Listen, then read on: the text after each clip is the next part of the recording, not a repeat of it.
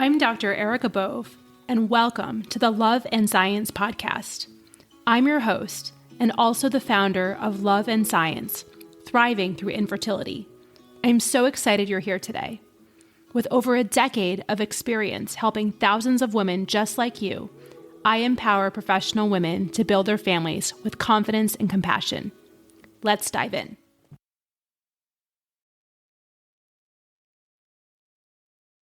Hello, my loves, and welcome back to the Love and Science podcast. I am releasing this episode on Thanksgiving Day. And so if you're listening on Thanksgiving, I want to wish you a very happy Thanksgiving. It is actually my favorite holiday.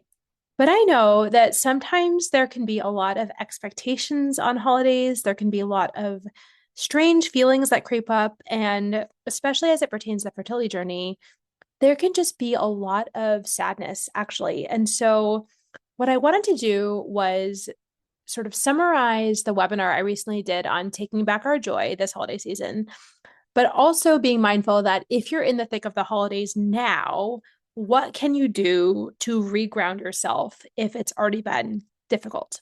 So, those are my intentions. So, let's talk a little bit about joy, right? And it's so interesting because last year I released a podcast as I was also giving webinars about joy in the holidays. And it's just so amazing to me how much I have evolved in a year, how much Love and Science has evolved in a year. We have so many more stories. We have so much more lived collective wisdom. And so as I went to listen to the podcast and sit down to write my webinar, I was like, oh my goodness, like we almost need to start over because yes, we're going to keep so much of what was good last year, but we have so much to add in terms of not just keeping out the bad or the things that we don't want to be a part of our holidays, but also how can we cultivate what is good and nourishing and life-giving this holiday season? So what I will say is let's focus on practical strategies to get through holiday functions. Let's talk about how to anticipate and prevent the triggers and also deal with them in real time.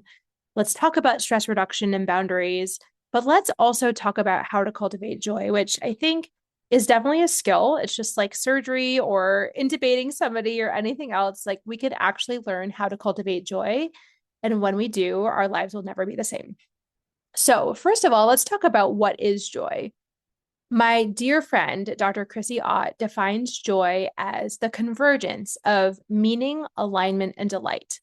So, what does that really mean? And I just love this definition. So, meaning is when our lives and our work feel purposeful, right? And I think on paper, everyone says, oh, you're a physician. That must be so meaningful. Some days more meaningful than others, right? We know that there's a lot of drains on the system, especially if we're dealing with the fertility journey and we just feel like we're burning the candle at both ends. Sometimes it can be actually hard to find meaning in our days. And so I wanted to mention that. Meaning is also when what we do matters to others. And so that could be like remembering a friend on their birthday or calling somebody out of the blue to connect. Like maybe it's a random act of kindness. I think we underestimate our capacity to make the lives of somebody else better. Bonus points if they let us know that.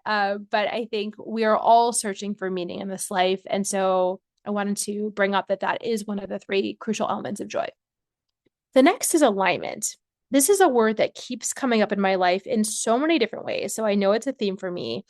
And what alignment really is it's being in line with our values, our strengths, and our truest self.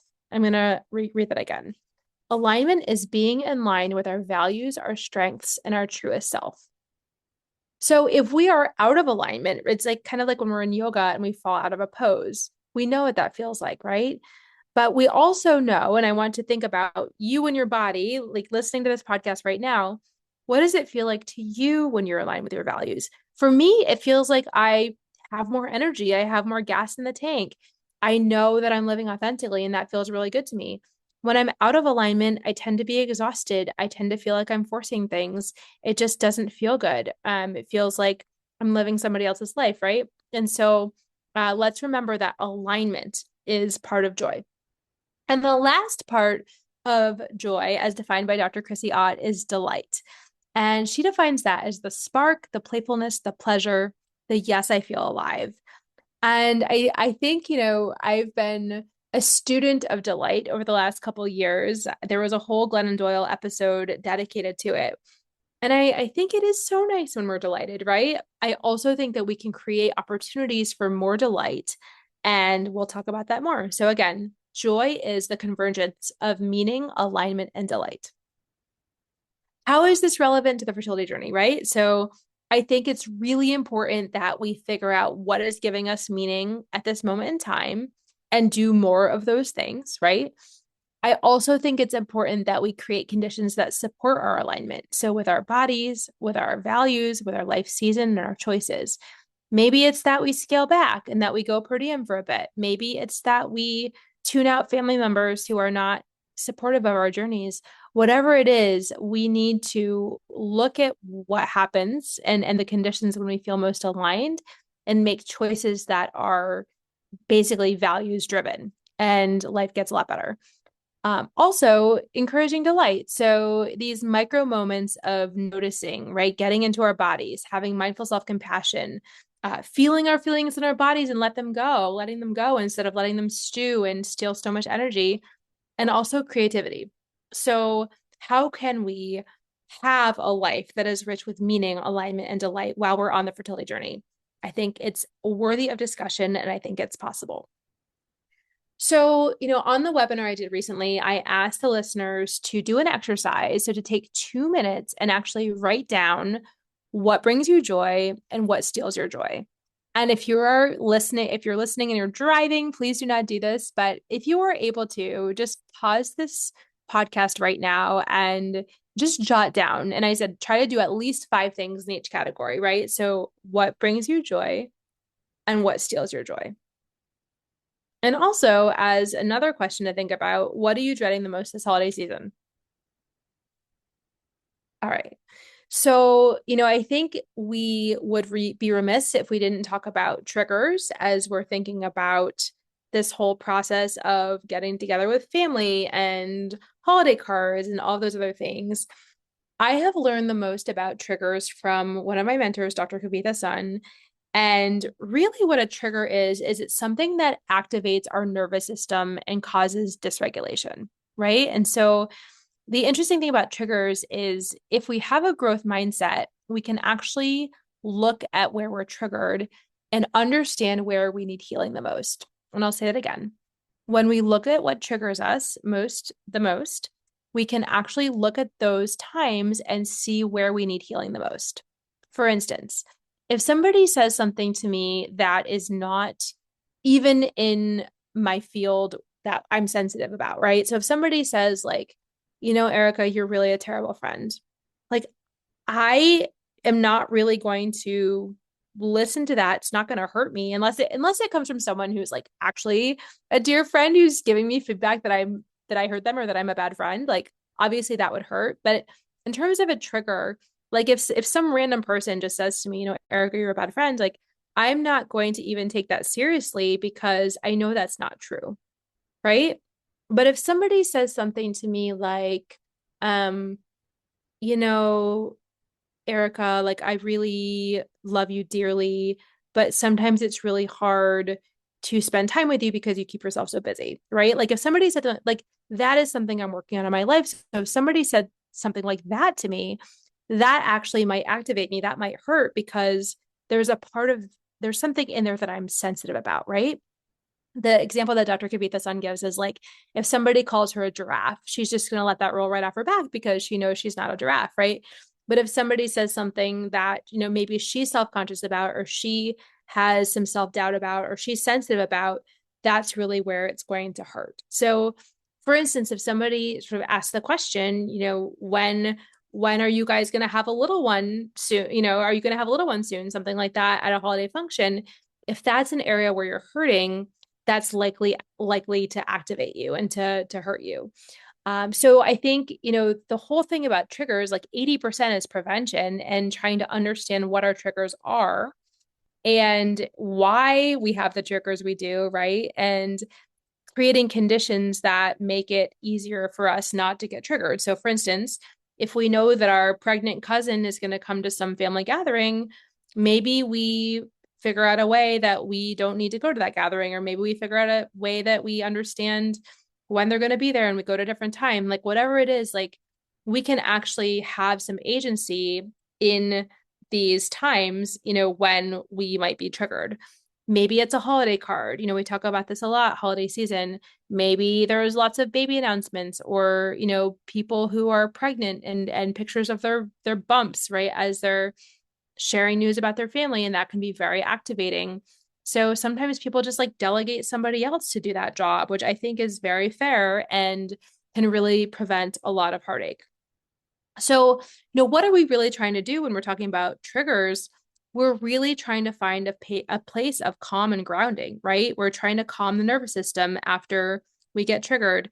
And so for me personally, and I learned this from Kavitha, in the moment, if I start to get triggered, I like basically take my what I call emotional temperature.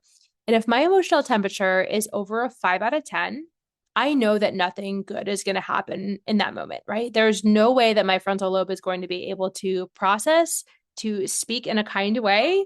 And so, that's when I have my options, right? I usually remove myself from the situation. I think about what I need to do. Maybe I splash cold water on my face. Maybe I go outside in the cold air. Maybe I take a walk around the block, whatever it is. Like, I know that if I'm above a 5 out of 10, then I just need to re regulate before I can do anything else. So, sometimes it's quick and I can come back into the situation. Other times I need more time, especially if it's somebody I really care about and they kind of poke that deep wound. But I think that just understanding that, if it's under a 5 out of 10, then, it's possible I can stay back, stay in the conversation. But if it's more than that, I have to actively re regulate before I can move forward. So just think about that, right? Just in the moment. And sometimes, my family knows this now about me. Sometimes I even say, hey guys, I'm starting to get overwhelmed. I'm just going to take a little break. I'll be back. And, although that may seem like a strange thing to say, maybe the first time you say it, you're like, oh, that was weird. Well, it's very powerful. And I'm like, I would rather be like a little bit weird, but regulated than, you know, like fly off the handle and say something I might regret later. So that is a tool that you can use to say like, hey, I'm not feeling so well, or I'm starting to get overwhelmed. Like I just need a moment. I'll be back soon. And then when you feel like you can come back to the conversation. So we've talked about prevention, we've talked about during the trigger. Let's talk about post trigger. I love, if we can, for us to try to get into a space of curiosity when it comes to post trigger. And if you've listened to my content, you know that I'm all about responding and not reacting, right? So, what can we do in the post trigger situation to create that pause so that we can understand? Because the interesting thing is that the post trigger becomes the pre trigger prevention. So if you think about it, you've had the trigger, you're integrating it, you're trying to figure out sort of what that meant, what you can do differently next time, how you can heal in the meantime. When we are curious after the trigger, we can then have a deeper understanding of what that trigger was and why it was so painful, so that moving forward, we may be able to handle that same trigger differently. And, the interesting thing is the same triggers keep happening over and over again. We may not be able to handle it like quote unquote perfectly, although there's no such thing the next time, but maybe like 2 or 3 times down the road, we find that we're doing a little better, we're getting less dysregulated, we have more tools in the toolkit. And that is growth, right? Growth is nonlinear. The whole thing about growth is seeing changes over time. And as long as we're patient with ourselves, as long as we have self-compassion, we really will start to see ourselves change in this way. And I think we need to celebrate that growth, right? When we notice that growth, we call it out. And that's one of the things I love to do at Love and Science is to say, like, okay, you handled that really well. Think about 6 months ago and how you might have handled it then. And we can use time as kind of our goalpost to be like, oh yeah, I handled that situation so much better than I would have 6 months ago. Okay. So that's triggers, which I mean, obviously, holiday season is a minefield of triggers. And so I think we just need to acknowledge that. Also, preempting conversations. Like, one of the things I wanted to mention is that, we all know the players in our family, right? We know that a certain aunt is going to act a certain way. Usually speaking, they're usually going to ask similar questions. Maybe it's a mother-in-law. Like, we know who the hardest people in our family are. And so I think as long as we just expect them to be exactly who they are and nobody different, at least in my world, that creates a lot of safe space. It prevents a lot of suffering. So just give yourself some grace. Know that, people are going to people, right? Aunt Bertha's going to Aunt Bertha. And so when you sort of know that, I think it makes it a little bit better. Although you can try and reach out ahead of time. That's one of my favorite things to do is like if something is a sore spot for me, either the day of the party or maybe the day before, just like reaching out to that person and being like, hey, Aunt so and so, like, just wanted to share that this is kind of a sore spot for me right now. And so, if at all possible, can we please not talk about XYZ? And obviously, it's up to them if they, honor that boundary for you. But if they don't, then, you can either redirect the conversation and just like pretend they never asked you that question in the first place. Or you can also think about just, saying, hey, as we discussed, I'd really rather talk about other things and move on forward. Okay. Let's talk about stress management because, if you are a busy female physician, if you're a working professional, a lot of times things get busier during the holidays and not less busy. And so, especially if you're a person who is like maybe picking up shifts for other people who have plans or doing other things, I think it can be really tricky thinking about just how to navigate this time. So, the first thing is to give yourself grace and to have reasonable expectations for yourself and to understand that, like, whatever we're feeling is going to be amplified during this season. And so, pace of grace, honor the stage that you're in, and just try if you can to accept things as they are. And sort of, if you catch yourself saying like it should be different, just know, well, that may feel true to us, but if we really do think it should be different, that's going to create a lot of suffering because then we're really resisting the reality of what we have. Okay. So, if we go to the root of Thanksgiving, it really is a holiday about gratitude. And this is not me being pie in the sky. This is not me being Pollyanna, silver lining. I think that if you think about sort of authentic gratitude and thinking about, okay, what is one thing that I'm grateful for today? Something that without which my life would be much different, something which I know not everybody else in this life has. Maybe it's a wonderful husband. Maybe it's loving parents who support you no matter what. Maybe it's a delicious meal that is full of family traditions. Maybe it's an able body who is able to go running in the woods. Whatever it is, even if you can think of one thing that you're authentically grateful for, maybe you have embryos in the freezer that you didn't have this time last year, even if you haven't met your goal yet. I love threes. So when I do my gratitude practice, I try and find three things, but honestly, sometimes it's even hard to find one thing. And so if you can really find one thing you're grateful for today and savor it, like actually lean in and think about all the ways your life is so much better because of that thing, I do think that might add a boost to your day. Okay. So now let's talk about like if you're already in the thick of it. Maybe you're listening to this like 4 days after Thanksgiving, or maybe you have a trip to Greece, like my very good friend and her family celebrated Thanksgiving a couple weeks ago. Like all sorts of things can happen.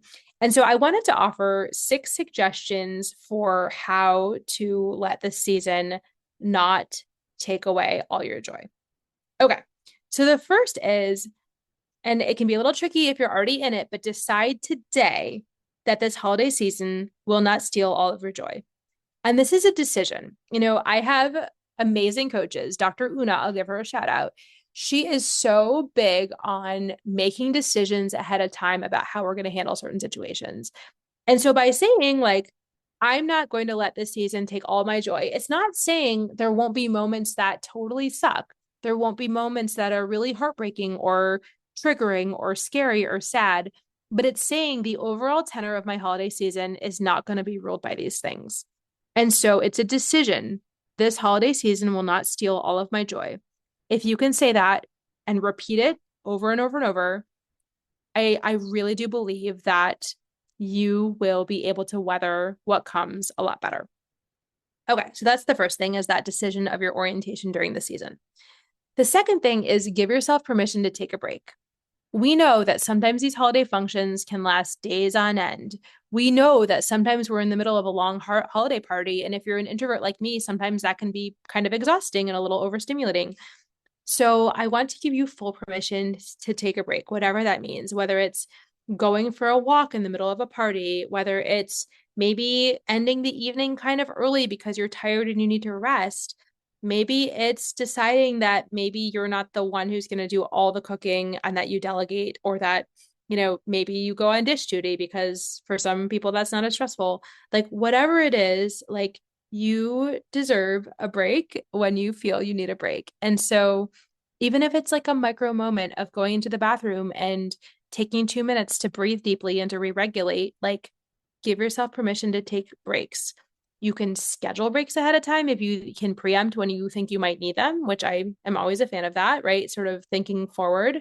But also in real time, if you're feeling off kilter, if you're feeling like you're starting to get triggered, if you feel like all of a sudden you have some feelings that you didn't expect, just remove yourself from the situation. It's okay. Like, the whole situation is going to go on without you temporarily, right? And then when you feel like you really authentically want to re-engage, then do so. My third suggestion, and I sort of alluded to this before, is to remember that people usually don't change and expect them to be exactly themselves. So, what I mean by that is, if you can sort of imagine that person in your life who's very difficult and say they're probably going to be that way. I cannot change them. I can change myself. I can limit my exposure to them, but they're probably going to be exactly who they are. When I can remember that, like, that's when I hear the insensitive comments and I'm just like, oh, that's just them. They are limited, they're incapable. That is all they have to offer. And that's really sad for them, but I'm not going to let it get to me. So it's like, it's a difference, right? I think sometimes we can take these comments so personally and it can really hurt. But if we remember that, like, this is their essential nature and that maybe they had a hard childhood, maybe they never got the skills of self-awareness or sensitivity or compassion. Maybe they're super critical, with themselves. And so therefore they're super critical, with everybody else in their world. Maybe it's rooted in insecurity. I'm not giving them a pass. What I'm saying is how we experience them is way different if we remember that we are who they are and they are who they are, and we expect them to be exactly themselves. If they have a sensitive comment or if they sort of rise to the occasion, more power to them. That's fantastic. But I don't think we can expect that up front. Otherwise, it's a recipe for disappointment. It's a recipe for all the different feelings. And so keeping the expectations for those people kind of on the low side, I think that's really helpful in these situations. Okay. My fourth suggestion is to plan something that you can look forward to. So maybe you live in the country and you're visiting your family in the city and you want to go see the ballet, or maybe you're a sports junkie and your favorite team is playing, a sport when you're visiting your family. Like, we do not need to spend time with our families 24/7. I actually enjoy my own family, much more when I do so in doses. Again, I'm an introvert. The way I recharge is time by myself or away. So what I would say is, think about what can you do in the space where they are, and plan something that you're looking forward to. Preferentially something with tickets where you actually need to go leave and do something, or maybe it's a restaurant that you've been looking forward to. Whatever it is, like, just try and look forward to something, because I don't think that holidays should be an obligation. I think that, there should be some quality time with family if that's possible.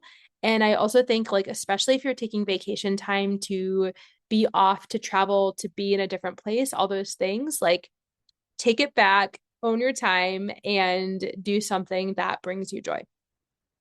All right, number 5, find some time to write about your experiences. This is a really important one. So many of us keep ourselves so busy that we don't ever take time to reflect. I bring my journal with me everywhere I go. It doesn't mean I always write in it, but I think when I bring it with me, I'm much more likely to be disciplined to write in it. Or maybe it's even just like, sometimes I just write, like, how am I feeling right now? And I write like 5 or 10 feelings. And that's an interesting exercise in and of itself. But I think to acknowledge that we all do better as humans when we integrate our experiences, when we reflect, when we think about what went well, when we think about what we wish went differently. when we can be honest. It's so hard to be honest sometimes. And for me, like a lot of the times when I can be most honest is when I'm writing in my journal and, I'm just like basically reflecting. I will say there have been times in my life when I was much more private with my journaling. Like, I don't expect that anybody's going to read my journal, but like, there are times, like for instance, when I was going through my divorce, when I was very, very protective of what I wrote. Another hack that I have, I do prefer pen to paper, but I actually do have a Google folder. And actually it's in my email. So I just email myself and I keep that in a very covert folder of my email of my journal entries. And so like say I'm like on a train or say I am, maybe at my parents' house and I haven't remembered my journal that time, like I can just quickly email myself a journal entry and download my feelings in real time. And then I've processed, then I reflected, I've gotten it out, and it's much better than not having that time for integration. So, like I said, my preference is usually pen to paper with an actual physical journal. I love journals. I think some of them are so pretty. My journal right now is blue with gold sort of accents, and it has jellyfish and starfish because I got it in South Carolina, which is one of my favorite places. But I just, I love pretty journals. It's one of my things. I love nice paper. That brings me joy, right? Taking back my joy is having a pretty journal. But what I would say is you don't have to even have anything. You can have a blank piece of paper. You can, you know, email yourself something that you want to just get out and maybe recall later. You can even put, if you're going through divorce and you're listening to this, as I know many people are, you can even put in the beginning of it for my attorney only, and then it's actually protected from the law. Fun fact I learned during my divorce. So you can get creative, but the point is to find time to write about your experience because I think, like I said, we all do better when we have that time to integrate. And the sixth thing is to tap into gratitude. And I know it sounds so hokey and cheesy, and I don't mean it in that way at all. But I think if we can actually go back to thinking about we have food, we have heat, we have friends, we have hopefully family, we have hopefully a team of fertility specialists who cares and maybe a coach and maybe a community. Like there's so many things that I think we can take for granted, and sometimes it's even just basic needs. Like I will tell you every single day I'm grateful for coffee. That is like not a day goes by that I'm not grateful for coffee, and I savor that gratitude. But maybe it's something like my friend and I, even the last week, our gratitude practice, like it was very dreary. It's been a dreary November. And like when the sun comes out, like that's a beautiful moment. And sometimes it can just pass us by. But the more we train our brain to be grateful for things, the more it's like, oh my gosh, what a wonderful moment. It's been so gray. And all of a sudden we can see blue sky with some sun. Like that's amazing. Or maybe it's, we come in from the cold and we feel the rush of heat in our home and we're like, wow, I'm so grateful that I'm not cold right now. Like I'm really grateful to have heat and a working furnace. Maybe it's that, like, I saw this flower on the side of the road the other day, which I didn't expect to see because everything else looks so dead. But I saw this gorgeous flower that has somehow escaped the weather. And so it doesn't always have to be the biggest things, but I think just like looking around, thinking about your senses, what can you see? What can you touch? What can you feel? What can you smell? I adore the smell of Thanksgiving dinner. Like it's one of my favorite things. My mother does a fantastic job. Our family is going to all be pitching in more because she just had her knee replaced, and I'm also grateful for that. So, I think about it like sometimes it's really hard because we are really in our stories. We're really in the gap and not the gain. We're really in what's not working. But if we can say, okay, fine, it's Thanksgiving. I'm going to like think about things that I'm truly authentically grateful for. There's data that it improves our brain chemistry. There's data that we see more beautiful things. And, just try it and see what happens. Even take your journal, combine 5 and 6, take your journal and just write like things I'm truly grateful for and just see what happens because you might surprise yourself and it just feels good inside the body when we do this. So again, we talked about sort of what is joy and how to cultivate more of it. And we talked about how to sort of keep the walls up for the things that steal our joy, right? So we talked about triggers, we talked a little bit about boundaries, we talked about stress management. And also, like, if you're in the thick of it this holiday season already and you're getting to this podcast after or during the holidays, we talked about 6 strategies to help you basically have more joy this holiday season. So, number one, Decide that this holiday season will not steal your joy and all of your joy. Number 2, give yourself permission to take breaks. Number 3, remember that people don't usually change and expect them to be exactly themselves. Try not to take things personally. Number 4, plan something to look forward to. Number 5, find time to write about your experiences. And 6, tap into authentic gratitude.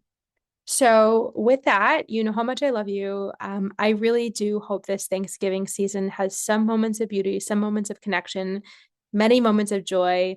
And I'd love to hear about it. So, let me know how your holiday is going. Let me know which strategies worked for you. I'm all about actionable tools. And like I said, you know how much I love you. Until the next time, bye. Thank you for listening to the Love and Science podcast. I'm so glad you joined us today. If you found this conversation valuable, if you could please rate, review, and share this podcast with your trusted people, it would mean so much to me. If you want more tools to help you navigate the fertility journey, please book a discovery call with me today. The link is in the show notes. Please do not let infertility have the final word. I'm here to take the burden from you so that you can achieve your goal of building your family. In gratitude, this is Dr. Erica Bove. I'm rooting for you always.